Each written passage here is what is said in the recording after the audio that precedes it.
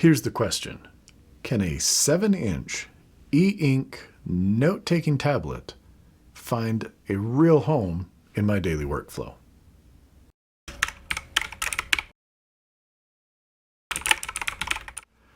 This is the Remarkable Paper Pro. It's an e-ink tablet with color as well as a front/side light. I've really wanted to use this device, but I haven't quite yet found a good way to work it into my workflow. Part of that is the writing experience. It hasn't been my favorite out of all the devices I've tried. But at the same time, the device itself is built so nicely that, again, I find myself wanting to use it. Now this is the Remarkable Paper Pro Move. It's basically the same device cut down to a 7.3-inch screen that fits easily in one hand. As opposed to its 11-plus-inch big brother, this is heavy. It's built well, made out of metal. It feels and looks very premium, but it can be a little cumbersome, especially if you throw it in a case. If you throw it in the case that has the little keyboard with it, then it's just really not something that you're going to use and take around easily. It's a bag-only device. But with the Remarkable Paper Move, I think there's a good chance that this could become something that I use regularly. Just like the Remarkable Paper Pro, it feels premium. It's nice to hold in the hand. It's got a very good-looking screen. It, too, has a front/side light and has also got the same color screen as the Remarkable Paper Pro. I've played around with it and I don't know how much I feel that the color adds to things, but I haven't really put either of these devices into my workflow to see how they fit. The Remarkable Paper Pro Move just barely arrived yesterday. It's something that I look forward to using, and there's going to be an upcoming challenge centering on these devices. But the initial thought is that this might be something that I could use regularly, have the large one that I keep maybe at home, and have the smaller one that's much lighter as something that I can take with me and that I can use more on the go or at work. That's one of the reasons I'm really interested in trying these out, to see how does that work. In initial impressions, I'm going to say that the syncing between the two is incredibly fast, faster than just about any other device I've ever used, with the exception of maybe an iPad. I've used Supernote devices, and if you don't want to have conflicts, you kind of have to manually sync those. And I haven't seen any problems like that here yet with the Remarkable. Again, it's only been a few hours that I've really had a chance to look at both of them. I think the real question is, where are they going to fit in? I think for me, it really is going to be note-taking. I don't see myself reading ebooks on these. That's what I have a Kindle for, and it's better for that.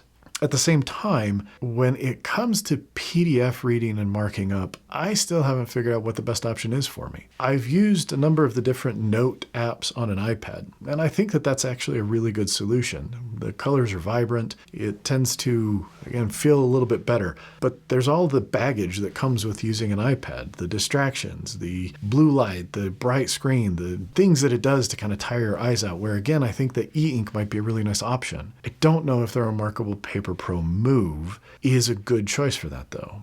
The screen seems small enough that I don't know how realistic it's going to be to read PDFs. Now, one thing I have definitely found, if I take this and you rotate it into a landscape mode versus portrait, it really does a lot better in terms of both reading and writing if you're on something that's been shrunk down. Certainly doesn't give me nearly as much room to read as on the Remarkable Paper Pro, but that's the trade-off that you get for a smaller device. Still, again, they feel so nice, they look nice, and the software experience is pretty good. It doesn't have the same flexibility as some of the other devices I've used, but it has a polish to it that, again, is lacking on some of those as well. That's part of why I'm excited to give this a try. So let's take a look at the device. Anyone familiar with the Remarkable Paper Pro is instantly going to find the Remarkable Paper Pro Move, which I'm going to just try and refer to it as the Move now, because that ridiculous name is just too cumbersome. But this feels immediately familiar.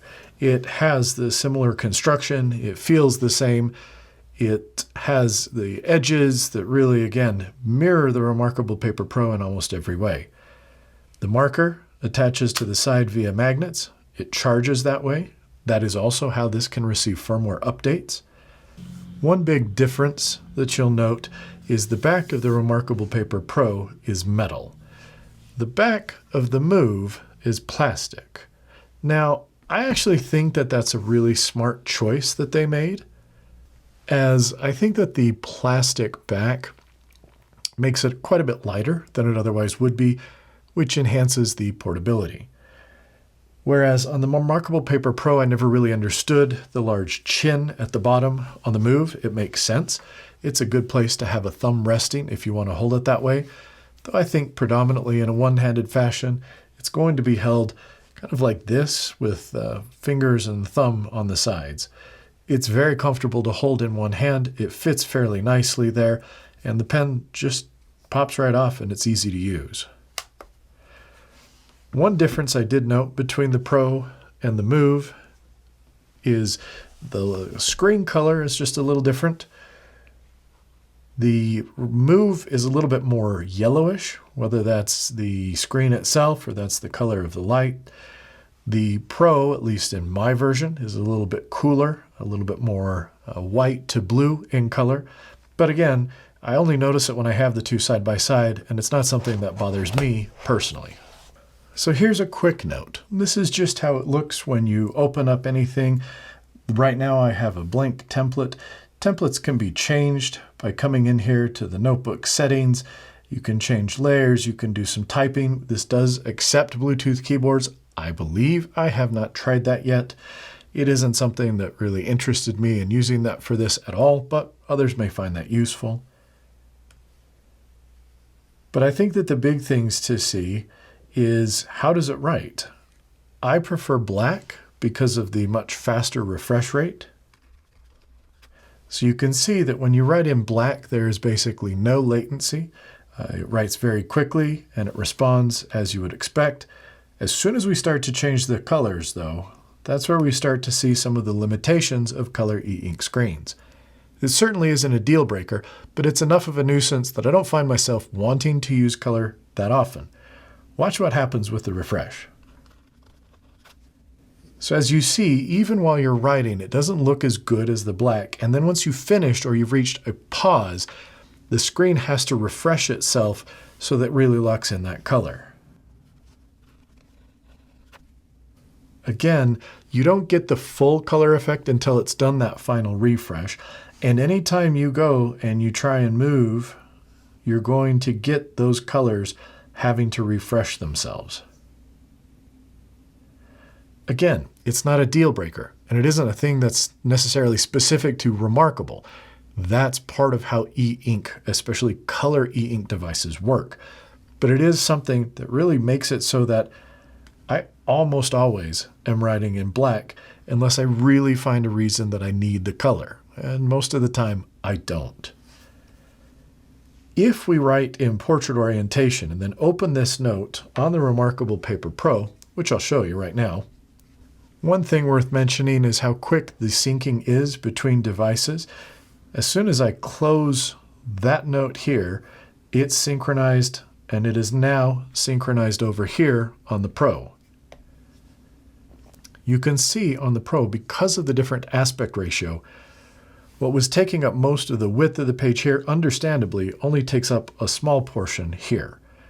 We can actually overcome that by taking the Remarkable Paper Move and putting it in that landscape orientation.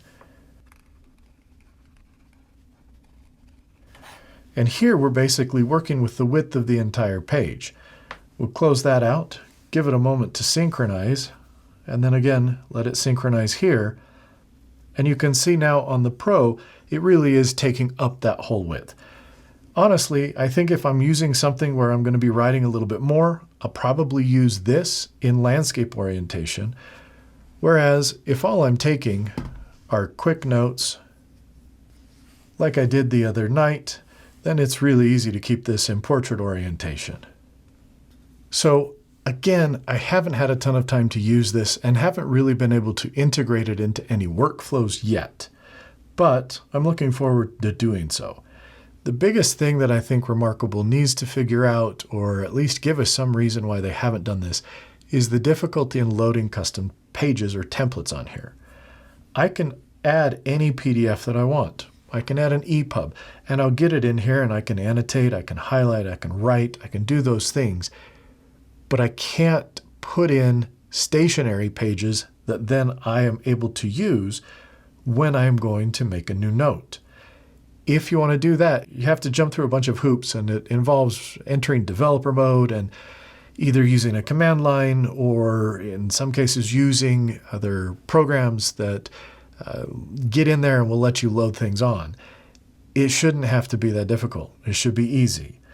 For example, for my journaling, if I wanted to journal in here, I created for the month of October a PDF with the same page duplicated 31 times so that I have one page for every day of the month because I use a custom template. I can't have that template stored. I can only load it in as a PDF already. It's honestly my number one complaint with the Remarkable devices, and something that I have to think Remarkable as a company is thinking about, and I desperately hope they make this easier. Stay tuned to the channel, subscribe, and I'll let you know. I'm going to be doing, again, a 30-day challenge centering on working these devices into my regular workflow. I'm not quite there yet. A few things I want to do to get these set up before I'm ready to jump on that. Still, initial impressions of the Remarkable Paper Pro Move are very positive. I'm looking forward to using the device, and I think that says a lot about the quality of the craftsmanship that's gone into making it. It does have its drawbacks, like I said, but I want to play with it. I want to use it daily, and I want to see, is it something that I can last with long term? Again, that's kind of why I'm doing this. This is about trying new things. It's about experimenting. It's about practicing, even if I sometimes get a little messy while I'm doing it.